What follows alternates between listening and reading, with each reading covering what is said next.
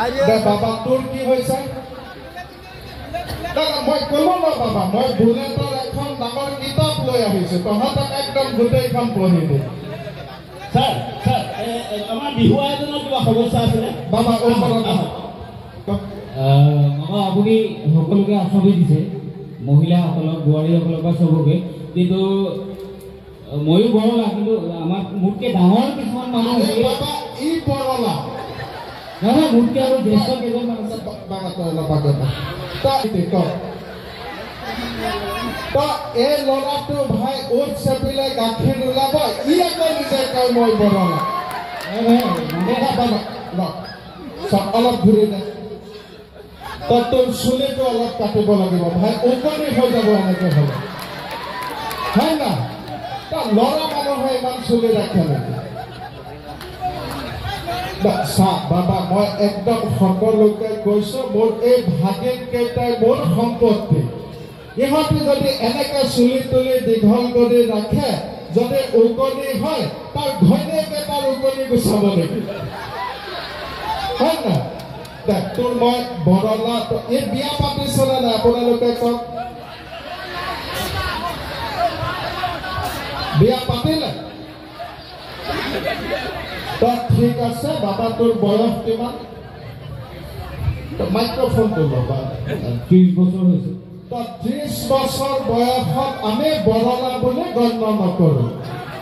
35 বছৰ বয়সলৈকে যিসকল পুৰুষে অলপ প্ৰেমত ভাত চাত খাইছে বা দেখিব কলা বগা কিবা তেওঁলোকে যদি ছোৱালী নাপায় সেইসকলক আমি বৰলা আঁচনিত অন্তৰ্ভুক্ত কৰিবা সাহায্য কৰিব লাগে আৰু তহঁতে ইয়াতে বৰলা কিমানজন আছে বাবাহঁত তই বৰলা সঁচা বৰলাটো ঠিক আছে মই পল্লৱক কৈ দিছো মই আমাৰ দলে ডাঙৰীয়াক এমএলএ ইয়াতে এমএলএ দলে ন তই মই দলে ডাঙৰীয়াক কৈ দিম এখন হিতাধিকাৰীৰ লিষ্ট বনাব 35 বছৰলৈকে যিসকলৰ বিয়া হোৱা নাই আৰু গোটেই লিষ্টখন মই অহা বহাগ বিহুত ঢিলামাৰাৰ যিমান বৰলা আছে সকলোকে ইয়াত ৰাজহুৱাকৈ বিয়া পাতি দিয়াৰ ব্যৱস্থা কৰিম কিন্তু এটা চৰ্ত আছে বাবাহঁত মাজনীহঁত চা যদি কোনোবাই এবাৰ বিয়া পাতিছে তেওঁ যদি আকৌ এপ্লাই কৰে এইখন লিষ্টত তেখেতক 6 মাহ জেলত দিয়াৰ ব্যৱস্থা কৰিম স্যাৰ প্ৰসঙ্গক্ৰমে পল্লৱৰ কথা ওলালে আপোনাক কৈছো পল্লৱে আমি ইয়াৰ পোৱাৰ পাছতে কৈছিলে যে পল্লৱৰ যি হ'বলগীয়া গাৰ্লফ্ৰেণ্ড মানে ৱাইফ তেওঁ যথেষ্ট চাপৰ আৰু শকত গতিকে যথেষ্ট আৰু শকত হোৱাৰ বাবে এইবাৰ গিনিজ ৱৰ্ল্ড ৰেকৰ্ড বিহু নাচিবলৈ নাপালে যদি চাই এই বিষয়ে কিবা ক'ব নেকি আপুনি পল্লৱে লাজ কৰিছে নেকি পল্লৱ ক'ত আছে পল্লৱ ক'ত লুকাই গ'ল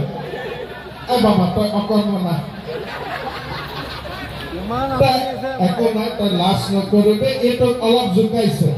নাই বাবা তই একো চিন্তা কৰিব নালাগে ইয়াৰ বিয়াৰ দায়িত্ব মই লৈছো যদি গাৰ্লফ্ৰেণ্ড চাৰ্লফ্ৰেণ্ড ক'ৰবাত আছে মই কথা পাতিম না তই চিন্তা কৰিব নালাগে আৰু মই ভাবো ক'ৰবাত যদি 80 কেজি ওজনৰ ওপৰৰ নাচনী আছে তেওঁলোকে যদি আমাৰ গিনিজ বুক ৰেকৰ্ডত ৰেকৰ্ড কৰিব নোৱাৰিলে মই তেখেতসকলৰ কাৰণে 25,000 তেনেধৰণৰ নাচনী লৈ 2026ত আকৌ এটা ৰেকৰ্ড কৰি দিম গতিকে আমি বিহুৰ ৰেকৰ্ডত ক্ষীণ মানুহ শকত মানুহ ওখ মানুহ চাপৰ মানুহ সবকে সোমাই দিম একদম চিন্তা কৰিব নালাগে না হ'ব স্যাৰ আৰু এজন আছিলে তেখেত ৰৈ আছিল কিবা কৰিবৰ কাৰণে মামা মই কথা এটা শুনিম বুলি আগবাঢ়ি আহিছোঁ ময়ো শুভেচ্ছা দিলোঁ কিন্তু বাবা অলপ গোটেই কমিটিখনে যদি মোক এনেকৈ প্ৰশ্ন কৰি থাকে তো মোৰ লগত অহা এজনৰ কামেই নাই তাক মই প্ৰথমতে কওঁ তোৰ চুলিটো কেনেকৈ গুচি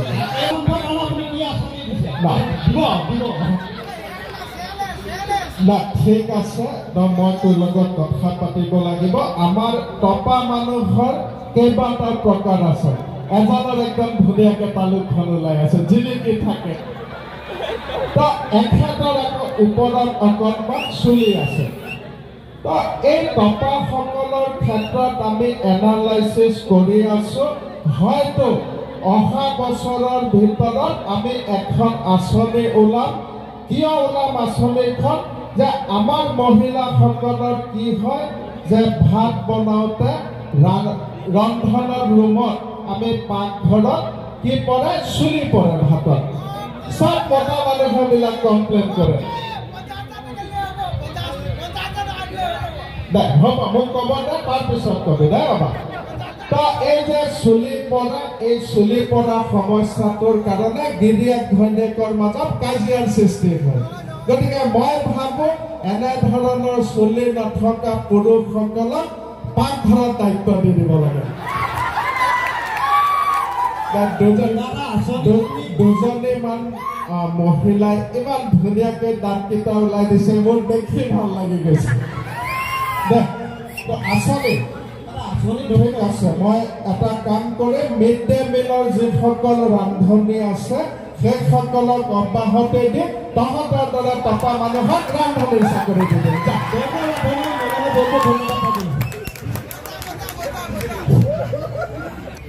আমি গুৱাহাটীত সৰু সজাইত আমি দেখা পাইছিলোঁ তাত অজস্ৰ হয়তো 11,000 নাচনীক 25,000কৈ টকা দিয়া হ'ল আৰু চৰকাৰে অজস্ৰ টকা খৰচ কৰিলে হয়তো 500 কোটি টকামান শেষ কৰিলে মই এটা প্ৰশ্ন কৰিব বিচাৰিছোঁ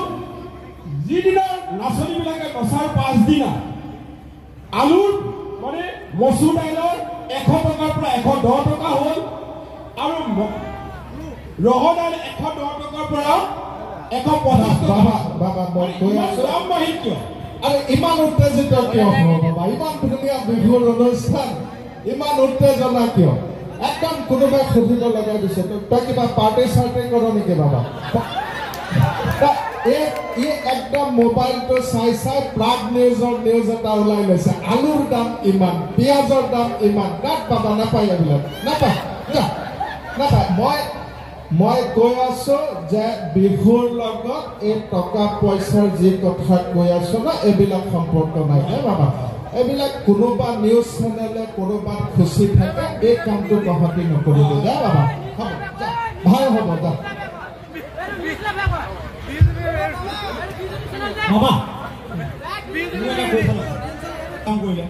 এই বিহু বিশ্ব ৰেকৰ্ড কৰিবলৈ যোৱাৰ পাছত বিশ্ব ৰেকৰ্ড হৈ গ'ল যে এই ৰিলিকি শব্দটা সোমাই গ'ল তাৰ কাৰণে যে বহুত বিতৰ্ক হ'ল তাৰ ওপৰত কি ক'ব আপুনি বিতৰ্কটো ক'ত হৈছে মই ধৰিব পৰা নাই তই অলপ বুজাই দে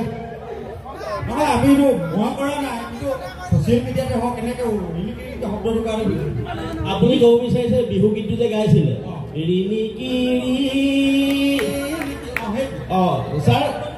আচলতে ৰিনিকি শব্দটো আপোনালোকৰ বৌৰ লগত অকণমান কিবা মিল আছে বুলি ভাবি আৰে বাবা মই এই ল'ৰাকেইটাক বুজি নাপাওঁ কেইটামান নিউজ চেনেলৰ কেইটামান সাংবাদিক আছে আৰু এই ইয়াৰ নিচিনা কেইটামান ডেকা ল'ৰা আছে খালি মোৰ মানুহজনীৰ পিছত কৰি থাকে ৰিনিকিয়ে অমুক খালে ৰিনিকিয়ে ঢাকুক খালে ৰিনিকিয়ে অমুক কৰিলে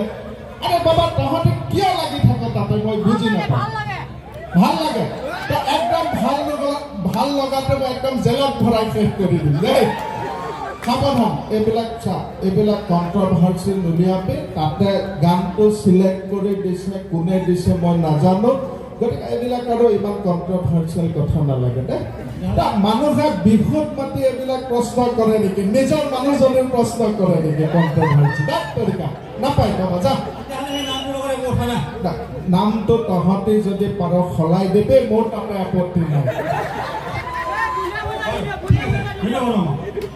আৰু বেছি সময় নলওঁ আমাৰ খুব ভাল ছিংগাৰ ইয়াতে আছে তেওঁলোকে হয়তো ইয়াত খুব ভাল ভাল গান গাব গতিকে মই এই সৰু বাবাটোৰ অথনিৰে পৰা এনেকে দেখাই আছে তাৰমানে তাক বুলেটটো লাগে তই মেট্ৰিকত কি ডিভিজন পাইছ বাবা তই মেট্ৰিক পাছ কৰিলি ফাৰ্ষ্ট ডিভিজন ঠিক আছে বাৰু মই বুলেট তেওঁলোকক এই বাবাহঁত কিয় ইমান ঠাণ্ডা হৈ গ'ল অলপ বুলেট বুলি চিঞৰ এটা মাৰিব মই বুলেটখন দিম কিন্তু বুলেটত তহঁতে গাৰ্লফ্ৰেণ্ডটো উঠাব নোৱাৰিবি হ'ব বাবাহঁত মিছাকে যদি কৈছ মই বুলেট যিকেইখন দিম তাতে এটা টেকনলজি লগাই দিম যে বুলেটত যেতিয়াই গাৰ্লফ্ৰেণ্ডজনী বহিব বুলেটখনে চিঞৰ মাৰি দিব যে মামা বুলেট যেতিয়াই মামা বুলেট বুলি চিঞৰি দিব তেতিয়া লোকেল পাব্লিকে গম পাব যে ই বেটাই গাৰ্লফ্ৰেণ্ড উঠাই আনিছে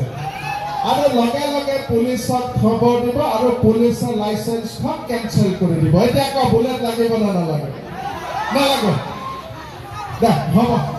স্যাৰ আৰু এজন ব্যক্তি আছিলে শেষতীয়া প্ৰশ্ন শেহতীয়া প্ৰশ্ন এই ৱৰ্ল্ড ৰেকৰ্ডলৈ মই গৈছোঁ তাত মই তাল বজাইছিলোঁ হেৰি নহয় আমাৰ কাৰণে কিবা আঁচনি কৰিছে নেকি আঁচনি ঠিক নাই মই তহঁতিক এটা ভাল খবৰ দিওঁ যে বিহুত ৰেকৰ্ড কৰা ঢুলীয়া পেপুৱা নাচনী যিমানসকল আছে তাৰে আঞ্চলিক যিসকল শ্ৰেষ্ঠ ঢুলীয়া পেপুৱা নাচনী আছে সকলোকে মই 1 বছৰৰ ভিতৰত চাকৰি দিয়াৰ ব্যৱস্থা কৰি দিম যা ধন্যবাদ ছাৰ আৰু এটা কথা ছাৰ ছাৰ মই এবাৰ চৰকাৰী লেট্ৰিন নাপালোঁ ছাৰ তই চা তই তোক লেট্ৰিন লাগে মানুহটো ভালকৈ চাই লওক ইয়াৰ ঘৰত চৰকাৰী লেট্ৰিন লাগে তই দিনে কেইবাৰকে কৰ কামটো ছাৰ চৰকাৰী নাই আমাৰ অকণমান এই ইমান অকণমান আছে এনেকৈ আছে না তোক মই সুধি আছো যে তই দিনে কেইবাৰকে কৰ কামটো ৰাতিপুৱা এবাৰ আৰু পেট চলিলে কেতিয়াবা বেছিকৈ যায় আৰে বাবা মোক তই নাম্বাৰটো ক না ভাই কেইবাৰ কৰ দিনত দুবাৰ কৰোঁ দুবাৰ ৰাতিপুৱা কেই বজাত কৰ ৰাতিপুৱা আপোনাৰ মই 6:30-7 বজাত এবাৰ আৰু পিছৰ বাৰ কেতিয়া কৰ আবেলি ভাত খোৱাৰ পাছত এবাৰ দুইবাৰ লেট্ৰিন কৰা মানুহক চৰকাৰী লেট্ৰিন লাগে নেকি নিজে বনাই ল'বি